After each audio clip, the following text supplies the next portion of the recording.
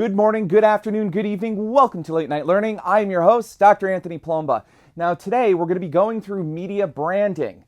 Media branding is a very, very fascinating area of research. It really does look at what we perceive when we look at a brand, be it Nintendo, be it Sony, be it Microsoft, be it ABC, be it NBC. What comes to mind when we think about these brands? Now currently there's a lot of shuffling around in the entertainment industry. Certain companies are being bought by other companies. Certain cable channels are closing or rebranding themselves. And so branding is really, really key and critical, especially in the entertainment industry. When you have something along the lines of 500 new shows that come out each year, somewhere along the lines of 400 new movies each year, you need to be able to brand effectively. And relying on a brand, on something that is known, also helps your consumers when they're looking for something that's less riskier. If we think about it, if we're going to go play a video game, and if we kind of have our choice of what video game to play, we know that a really stalwart brand is Nintendo. We grew up with it, we know the quality, we know it's whimsical, we know it's fun, we know it's easy to play. And those associations with that brand help Nintendo as they're trying to penetrate new markets or revisit some old markets as well. We know that Nintendo has been at the forefront of a lot of nostalgic products. And so that brand is able to exploit its own brand image, its likeness, all of the elements that are incorporated into the Nintendo brand in order to effectively sell products. And for Nintendo, its products include video games either made by Nintendo or made by a third party, or video game consoles, right? That's kind of where Nintendo stays. Differently, we know that when we think about network channels like ABC and NBC and CBS, there are certain things that come to mind. We know with NBC, they have their new slogan right now, share the moment. And so NBC is very much interested in building this community and to create television that is meant for viewing as a community, that is meant for viewing with other people. Additionally, when we think of NBC, we also think of really, really witty, funny shows like Seinfeld, like Friends, like The Office, and currently we have This Is Us, among other shows that are on NBC. And so all of these networks, all of these cable channels, all of these video game companies, even the movie studios as well, all worry about branding. But there's also kind of been this different trend in entertainment, probably along the lines of the last 15, 20 years or so. If we really do think about it, TV channels are meant to do two things: bring advertisers to a place and bring audiences to a place. A TV channel, like an ABC or CBS, is meant to get an audience, to get advertisers to kind of come together so that the audience can watch the advertisement and be rewarded with a show. There's kind of this exchange of audiences, if you'll recall from earlier lectures.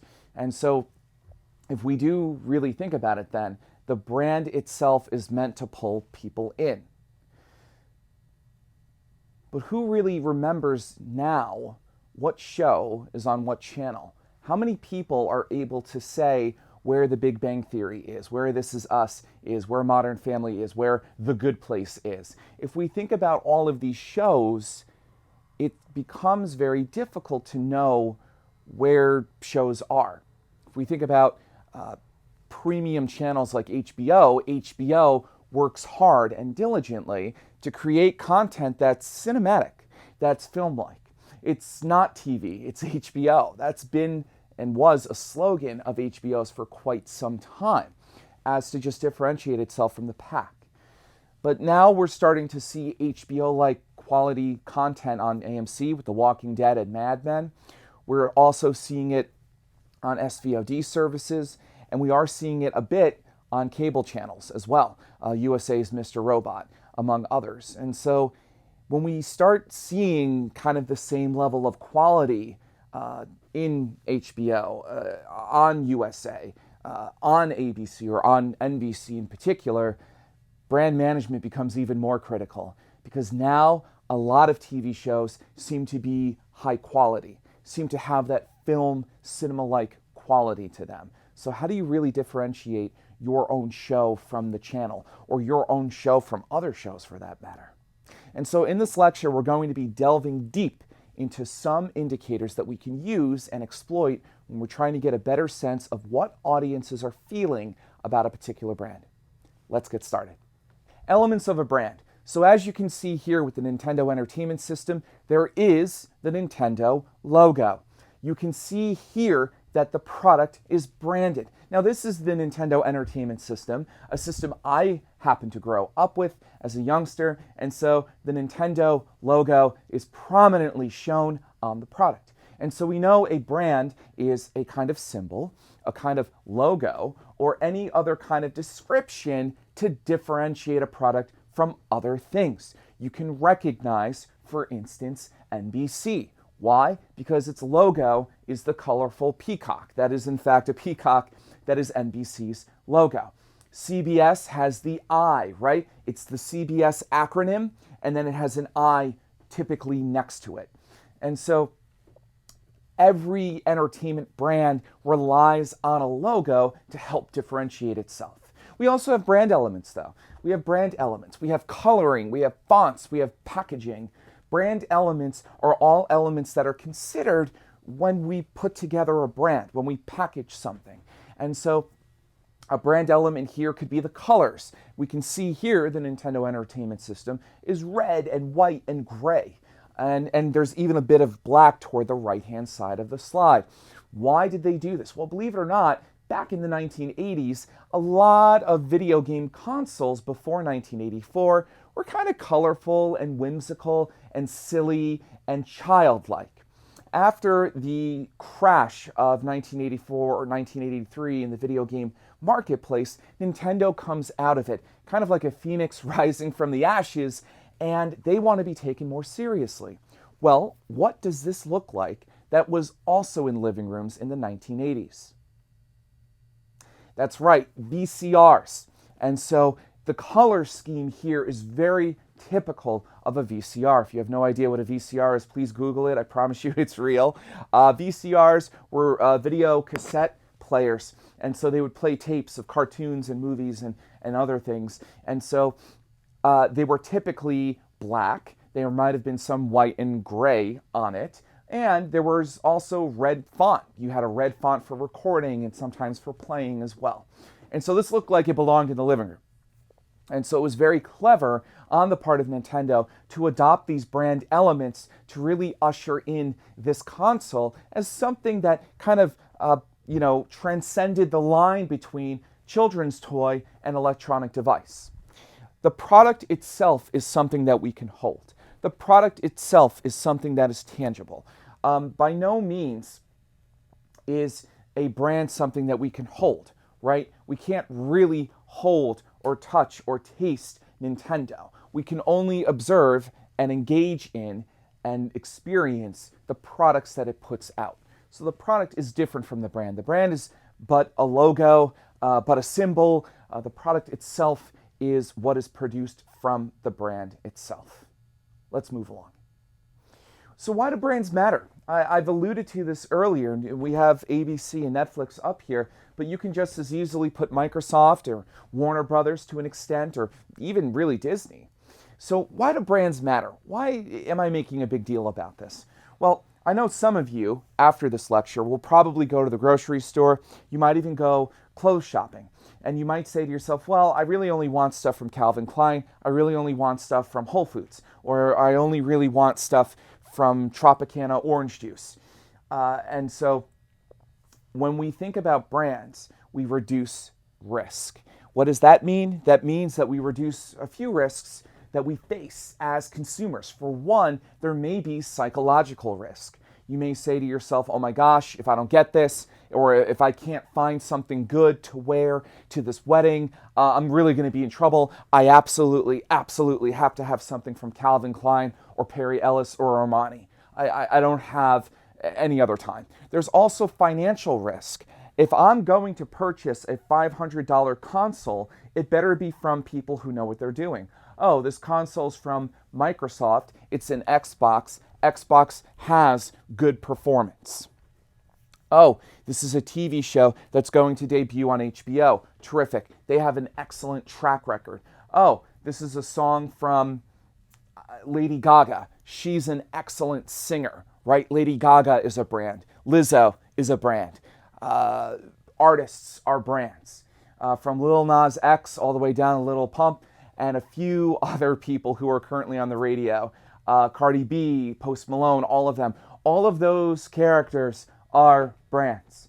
And so when we think about brands, then we have risk reduction. Also, search cost. Search cost is also relevant here.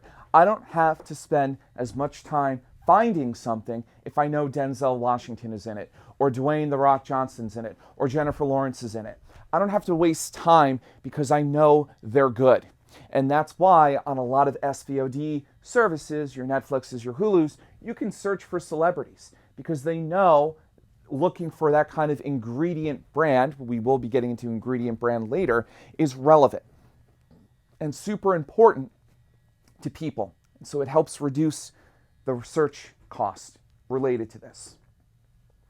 It also helps to illustrate other points about the brand. The brand itself serves as some sort of touchstone for you to create and map associations around.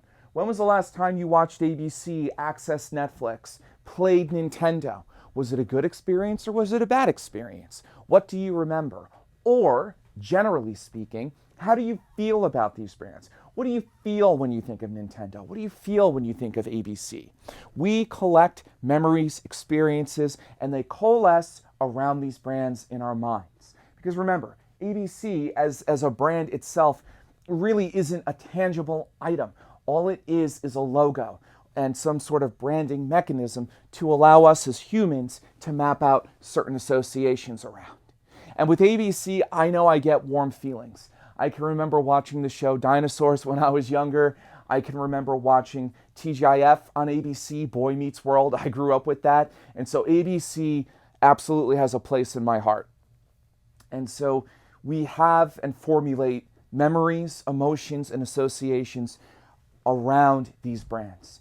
And they're kind of housed within our minds. After all, ABC means nothing. We create meaning for ABC. ABC hopes that when they put out a product that we create meaning, we create experiences, and they become embedded within us so that we access them before we watch another ABC show, before we watch another HBO show. We access our previous experiences. Let's move along. Customer-based brand equity model. I love MTV, I really do. I think it is such an interesting cable channel. I couldn't help myself when I found this image. It has been a cable channel that has constantly fought to reinvent itself, sometimes for the better, sometimes not so much for the better. But MTV, nevertheless, is an excellent case study, and Harvard Business Review has written up a case study on MTV, which is very, very fascinating to read. And so when we think of the customer-based brand equity model, what we're thinking about is how do we get people to invest in a brand? How do we get people to invest in a new brand that they've never engaged with before? So this was developed by Keller, who is an awesome, amazing scholar in brand management literature. Any of you who like academic literature on brand management, he has done some incredible, incredible work. So the way that this works is that this is kind of a pyramid, but what I've done is I've done it in the reverse order on this slide. So the first step is salience. The last step is resonance, just so we're clear here. So when we're about to introduce something to an audience, we have to establish this new entertainment brand, right? For MTV, it was the 1980s. There was really no link between music and television. You might see a live concert on television back in the 70s and early 80s, but there was really no channel there. Also, CDs were coming out slowly but surely, and music executives were looking for different ways to introduce audiences and, again, to manage their brands more effectively. There's no internet at this point, so if you're going to hear a musician's voice, it's on television or perhaps on the radio, and nothing more. So MTV comes out in the 1980s with Video Killed the Radio Star as their first music video. And they begin to build an army of fans, myself being one of them. So how do they do this? Well, we can look at this through this particular model. Salience. Salience is the first step when you engage with customers. Who are you? Why do I need you to satisfy my needs? Do I have a need to hear and see music? That's weird. We take music videos for granted today, but that's a really weird concept. Do I need to see music? That is a very, very bizarre and conceptual question. I didn't know that I needed to see music videos. Remember, none of you knew that you needed the internet 10 years ago, or 15 years ago, or 20 years ago. None of you knew that you needed a smartphone. Some company, some societal mechanism had to convince you that you needed it.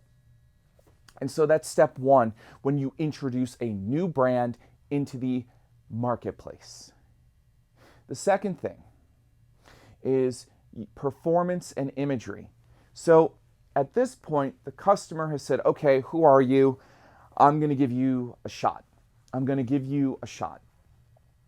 So the brand, MTV, helps people understand its uses. Product reliability, MTV put out excellent music videos and put out excellent live concerts. It also put out excellent awards. So you knew you were going to have a good time when you were watching MTV.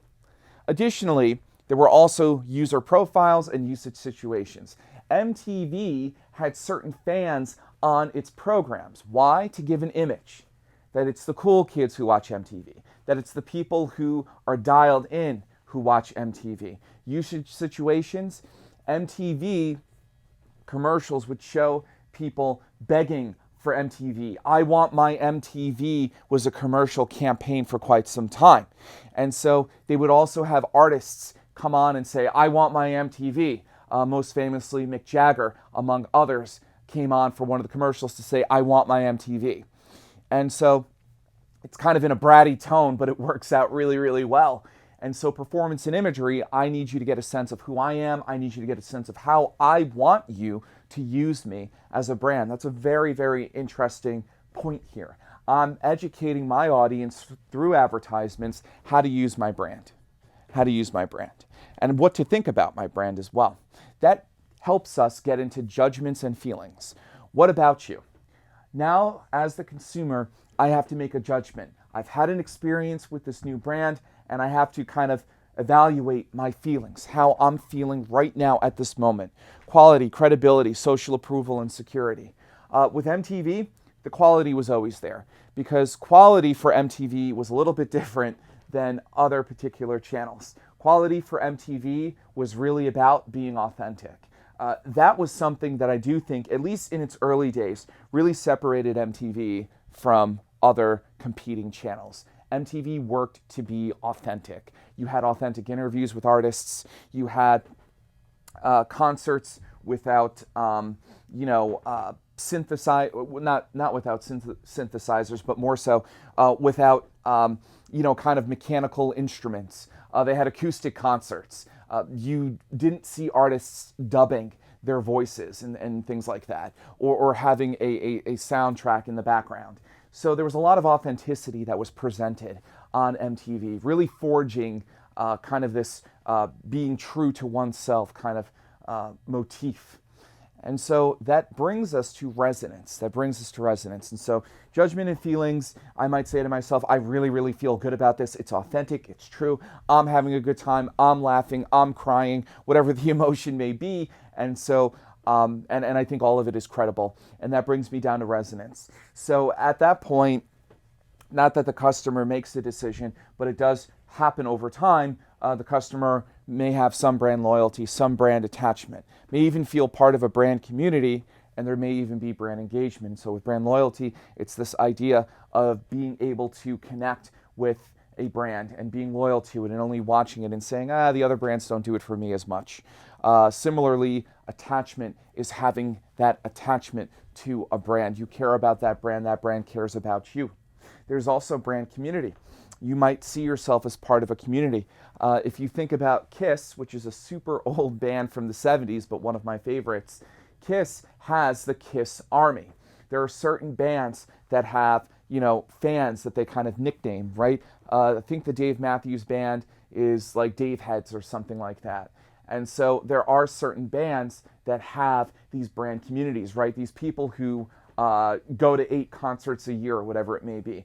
Phish is another band that tends to have that kind of loyalty with their audience. And then finally, there's brand engagement. And so with brand engagement, it's this ability for the audience to impact the brand, to penetrate the brand, to kind of put some of their own feelings and ideas into the brand and getting something back out. And so brand engagement today is super relevant, particularly when we think about social media, because HBO is just a logo.